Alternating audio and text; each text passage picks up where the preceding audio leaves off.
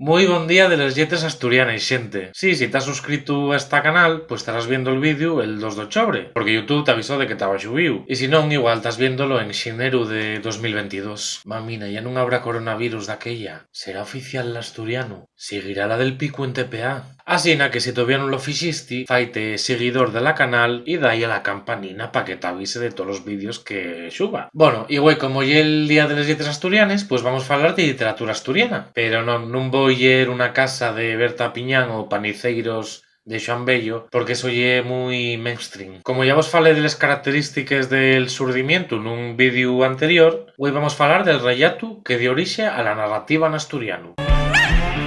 En todas las lenguas minorizadas del Estado español produciéronse movimientos culturales y literarios que buscaban un remanecer del su idioma después de siglos de diglosia en comparanza con el castellano. Así, al igual que en Asturias hubo un surdimiento, en Cataluña hubo una renaixença y en Galicia hubo un resurdimento. En el caso catalán fue fundamental la publicación del poema Oda a la Patria de Buenaventura Carlos Aribau, mientras que en Galicia todos sabemos el papel que xugó Rosalía de Castro y el so poemario Cantares gallegos, onde la autora bebe de las composiciones populares que vienen de la tradición y da voz al pueblo. Otra manera, en el caso del País Vasco, fue fundamental la publicación de la novela Leturiaren egunakari ezkurtua, de Chillardegui, la primera novela vasca que se ayoñó del costumismo y del patriotismo y que inició la renovación del lenguaje literario en este idioma. En el caso asturiano, todos sabemos lo que supuso la aparición en 1974 de la Asociación Concellubable, que abrió un camino nuevo para la reivindicación de la cultura asturiana. Nació con ella el surgimiento de la literatura asturiana y un movimiento sociopolítico que marcaría la historia contemporánea de Asturias. Si que así, en el caso de la lengua asturiana no hay una obra fundacional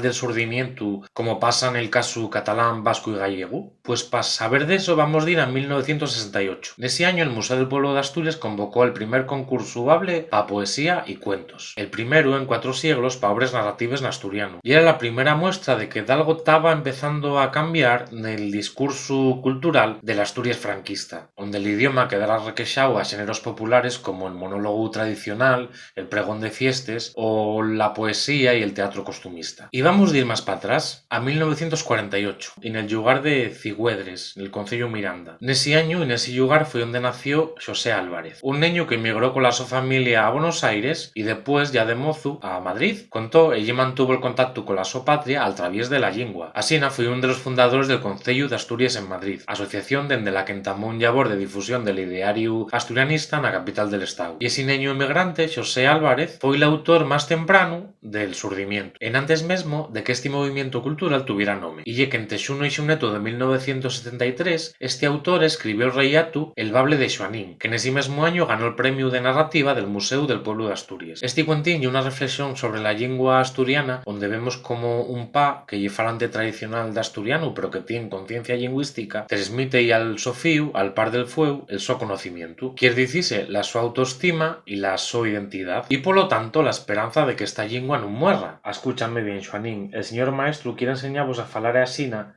porque si de algún día salides del pueblo, vos veis faere falta pa entendevos con outras personas que falan igual que él. Ya por qué él, cuando vino al nuesu pueblo, nun aprendió a falare como nos? Porque él ya outros, como él, din que la nuesa fala ya un dialecto ya nun una chingua, ya con eso que nun tien ni una importanza.